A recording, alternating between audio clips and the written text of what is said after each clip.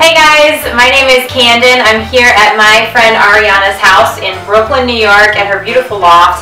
And we've been friends since college. We're currently snowed in during Snowstorm Juno, and we thought it would be a good time as any to show you what we love to do. Arianna, since college, has started a website called Feed the Body and Soul. It features her blog posts, her new healthy recipes, and a lot of yoga and healthy lifestyle tips. So I've been following her for a long time, and I'm excited to be here and have her show me what she does. So thanks, Canden. You're welcome. This is gonna be really exciting. Thanks for having me. We're gonna make paleo meatballs, and then we're gonna make a kind of warm salad with daikon and beets. So kind of a twist on maybe some really hearty dishes that we love to eat anyway, with a little bit of a healthy twist. Yeah, and it's winter, and I mean, here in New York, winter is cold, so you want food that warms you up and gives you energy and good fats and protein. So I thought it was two pretty hearty recipes, but with a twist, as you said. So before we get started, what has been your inspiration to start doing this, to start tweaking recipes and making them healthier? Obviously you were raised in a very food-centered culture. So yeah, I was raised in Italy. My mom used to go to the farmer's market. My dad introduced me to microbiotic Japanese since I can't even remember. I spent my first year of life in India, so I was probably just thrown in with all these spices.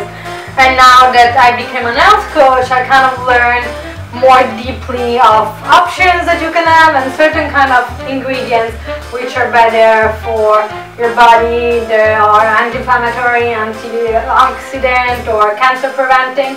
So I still like to do some of my usual recipes, but with a little bit of a healthier twist. Well, and it's once you know sort of what you can add to add these health benefits, it seems pretty easy just learning from you, but unfortunately it's not wide known knowledge. So I'm excited that you have all of this to share with me and with whoever's watching this video, and I can't wait to get started. Yeah, so let's get to it. Okay, so what are we going to start with first? We're going to start with the beet and daikon warm salad. Okay. So, and then we'll move on to the meatballs. Awesome. All right, get ready. I can't wait.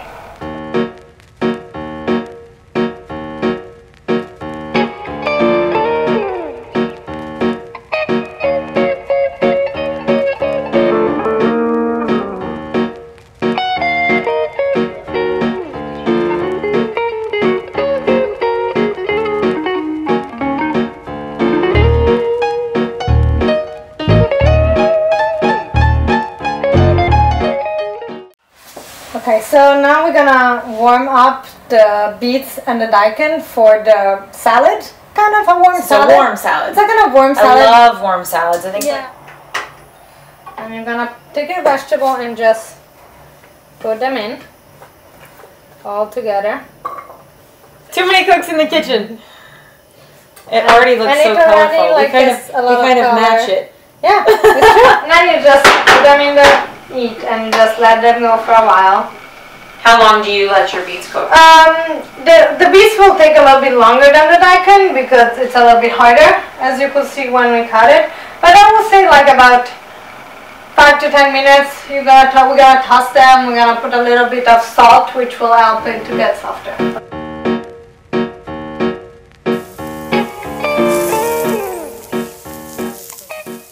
So in the meanwhile that the vegetables are cooking, we're gonna just mix up a little bit of sauce that we're gonna pour it in, and kind of that will be the dressing of the salad. For the salad.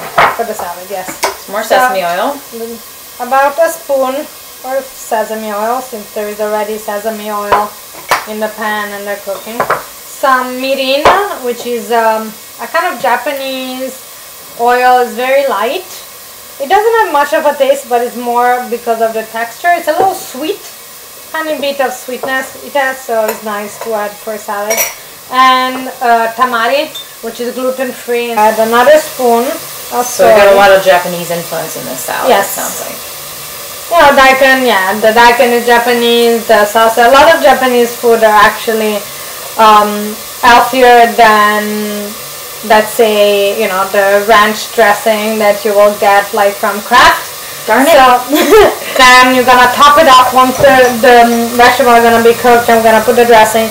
We're gonna top it off with some sesame, which I always love. So I think the beets are ready, and now you're gonna pour in our dressing. I'm gonna pour in the dressing. So it might smoke a little bit, but it's fine.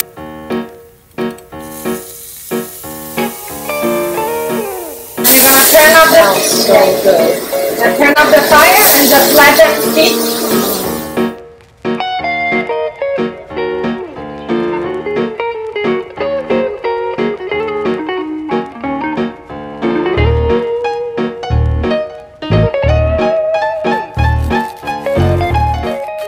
Looks so pretty. Here it is. So it's time to taste. I can't wait. Okay, I get to be the first one. Yep. Okay. Now should I give a bite of the daikon and the beet? Yeah, maybe. Okay. It'll be nice. Just it's warm, so let's not burn ourselves.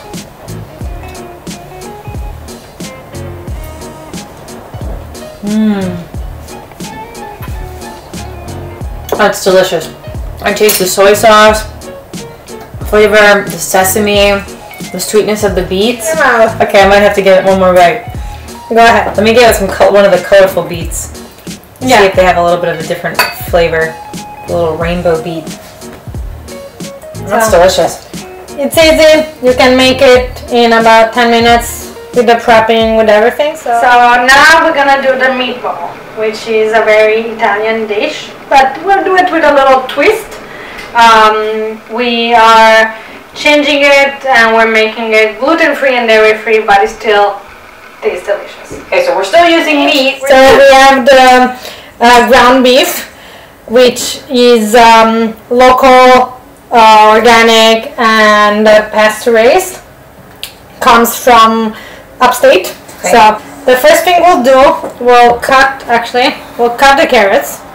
Just carrots in your meatballs. Yes. Okay. Because we're gonna mix them inside.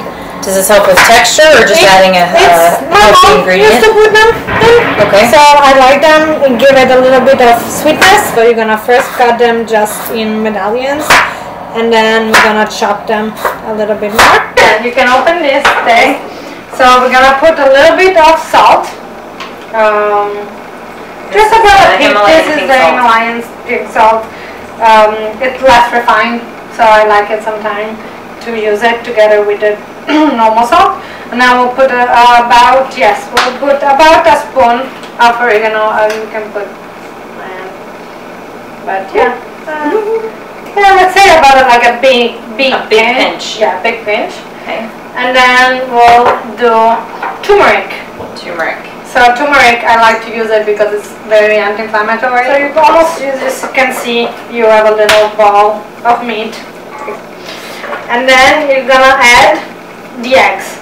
Okay. Now I only buy pasture-raised organic eggs. You will see the color of the yolk is gonna be a lot darker than a normal, regular, conventional commercial egg. They're gonna be white.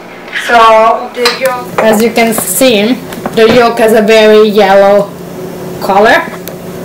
Your hands dirty. My hands I'll keep the clean hands for now. Keep the clean hands. I'll be the helping hands. Yeah. So there's one more pretty important ingredient in the meatballs. And it's onion. And I use it almost in all of my recipe. Onions and garlic. It's an Italian staple, I guess. It's one of the holy trinity in the South. Yeah, so here you go. So we're gonna cut the onion. You're gonna first cut it longwise. So it's a little bit easier to cut it afterwards. So now, dreaded question.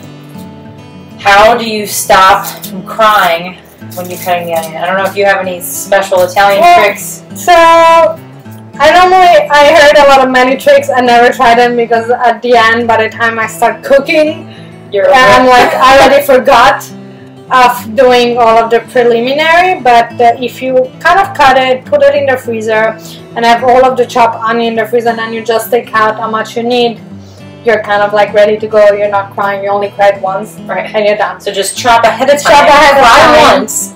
Maybe like during a time when you need to cry. And then put it in the freezer, and then take it out. And then take it out. I think my mom's done that before. Or I heard also putting them on water for like an hour before, it will release the chemical that actually makes you cry. So before you cut it? Before you cut it. So you just put the whole onion in water and let it cease for about an hour, and then cut it. Now, I haven't tried it, so it might be a legendary.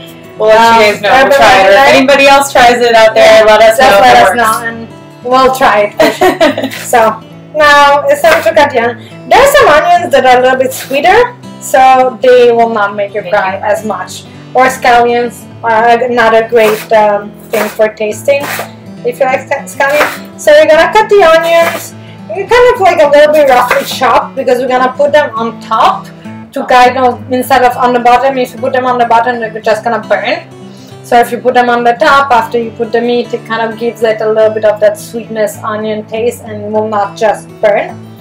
So you know, they don't need to be super fun. So you don't mix the onion up in the meatballs, or no? We are gonna just have them on top of it. And the good thing of onion, you don't have to worry if it's organic or not.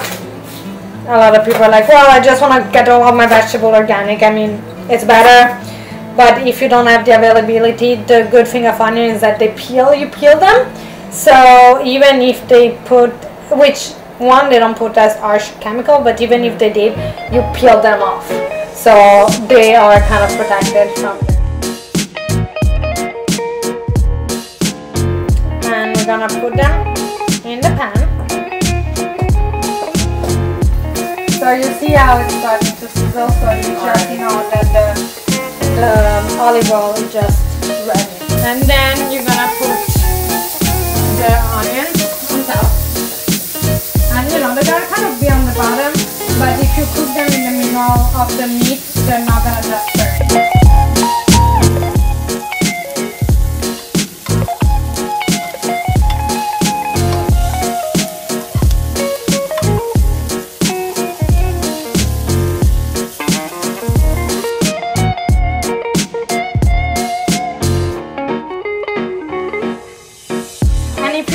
Want to see if it's ready or not, you can cut it in half and you'll see that the meat it's cooked all the way through. Okay, we're gonna do our taste test of the meatballs.